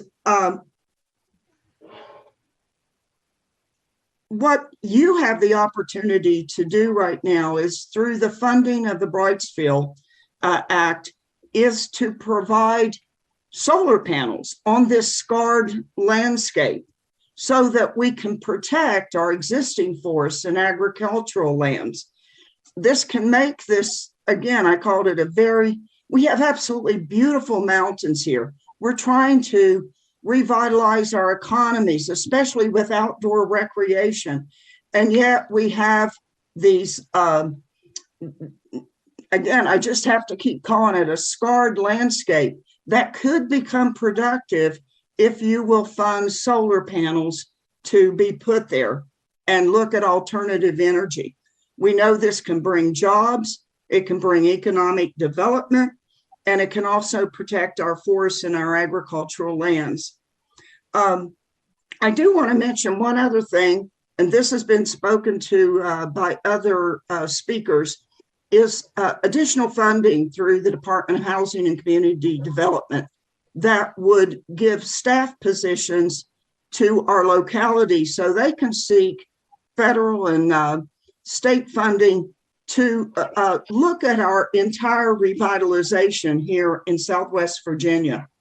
The Clinch Coalition, when we presented our comments on the re-energize Southwest Virginia public hearings, we talked about these are not silos. They're not individual issues. These are all interwoven. And as other speakers have spoke about, when we look at business development, workforce training, we also need to look at housing, transportation, childcare, addressing opioid addiction.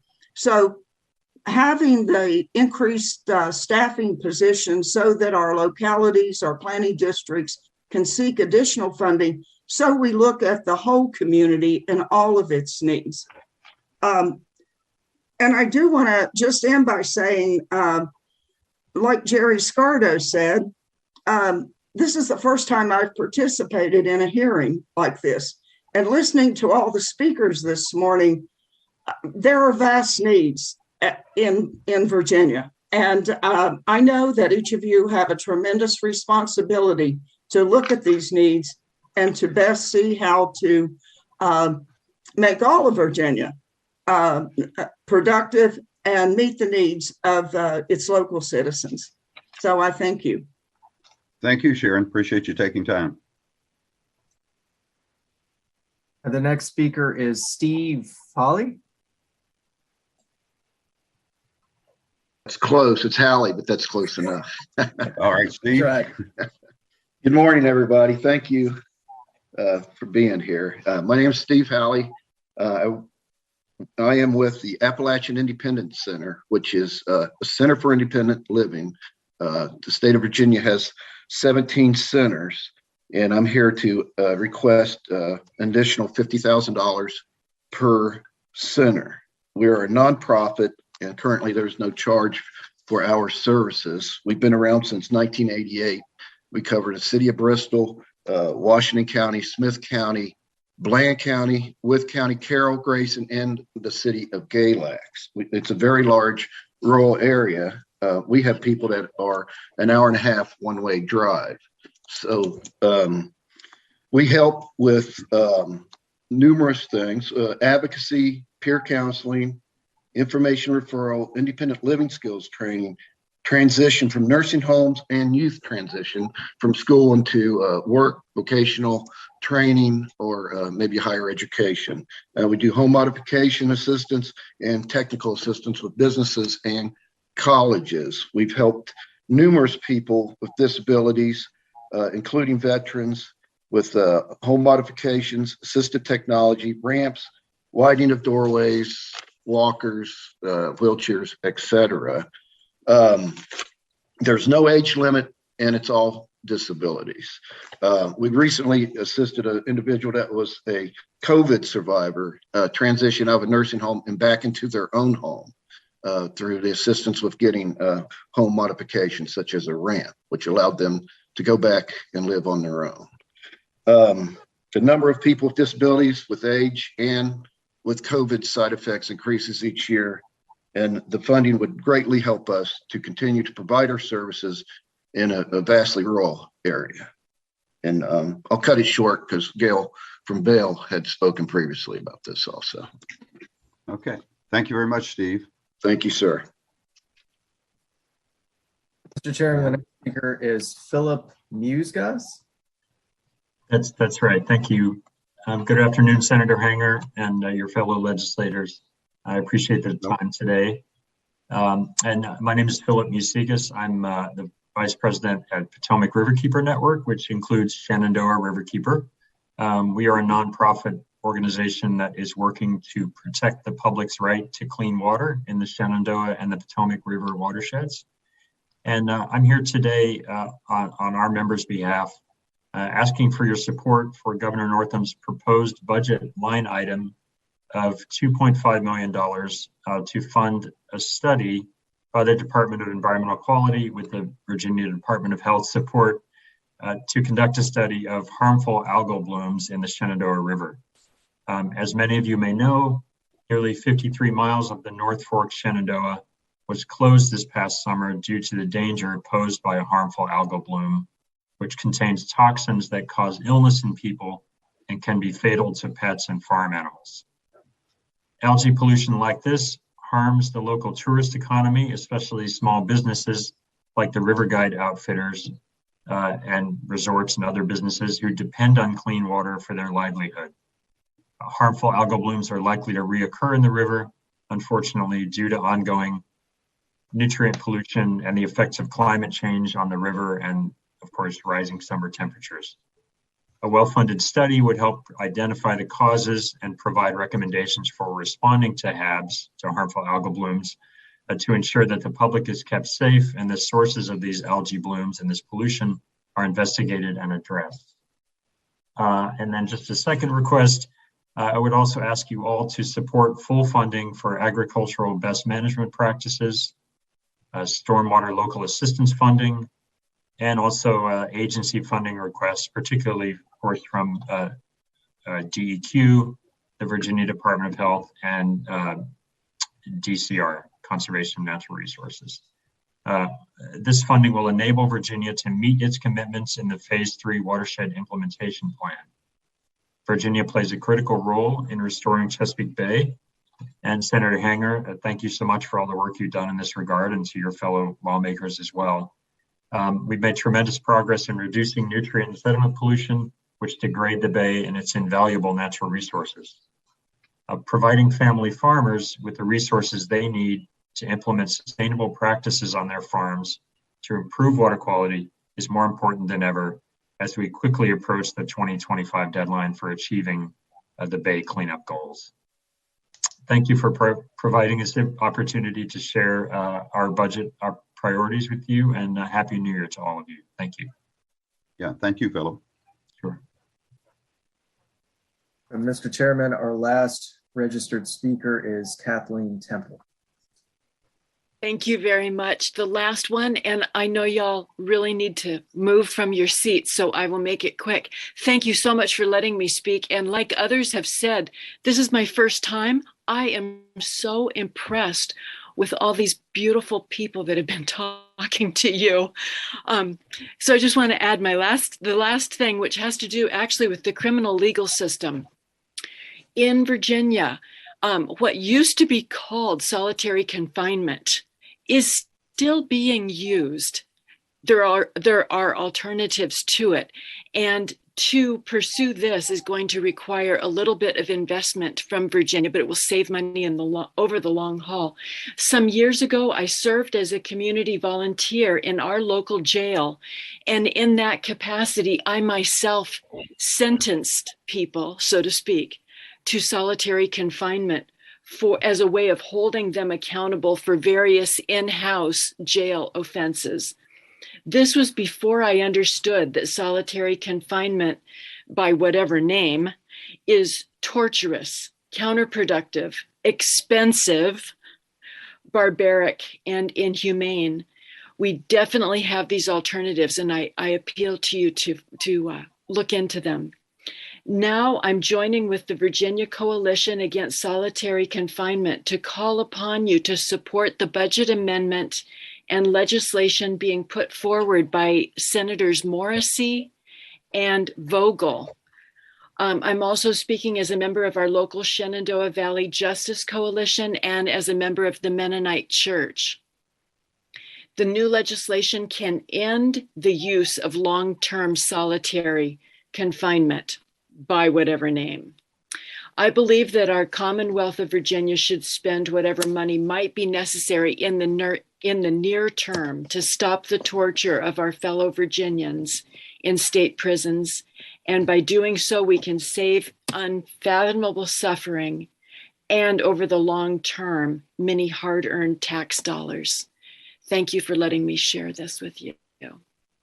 Okay, thank you, Kathleen. Okay, Adam, is any other name popped up there on the list that we didn't hear from? No, no one else has showed up, so that would conclude all the speakers. Okay, well, good. I'd like to give my co-conspirators here on the panel an opportunity to speak up if they'd like to at this point. Anyone out there? And my co-chair, you there? You got anything to say?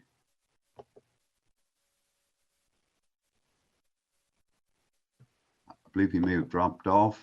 Okay. I think I'm back. Can you hear me? Can you hear me? Yeah, Senator? yeah, Delegate Austin, you there? Oh, yeah. Thank you. Good job, Senator. And, I appreciate the information we've heard today, and my colleagues. We've heard a very vast range of issues ranging from mental health, addiction, wages, tourism, heads in beds, as Janet put it, child care, and many other items. I appreciate the citizens sharing their time, and this information will be very beneficial as we work to craft a budget for the Commonwealth going forward. Thank you, Senator, and thank you to staff for all their hard work. Yes, indeed. Thank you. Thank you, Delegate Austin. Any other member of the Assembly have any remarks to make? Okay. Hearing none, I want to thank all the members of the Western region, as far as the delegates and senators that have joined us here to listen this morning, and all the people that addressed us. I also want to thank the staff. For those of you still listening that were a part of this discussion this morning, we had an excellent staff participating this morning, taking lots of notes and listening as well. I want to thank Adam and Payne, Kimberly, Tony, Tyler, and Glenn for hanging in there with us, taking notes and being aware, because we count on our staff to help us as we assemble the budget, for making recommendations as we adopt a final budget. If there are no further comments, again, I want to thank everyone for participating this morning. And if there are no further comments, I would declare this public hearing adjourned.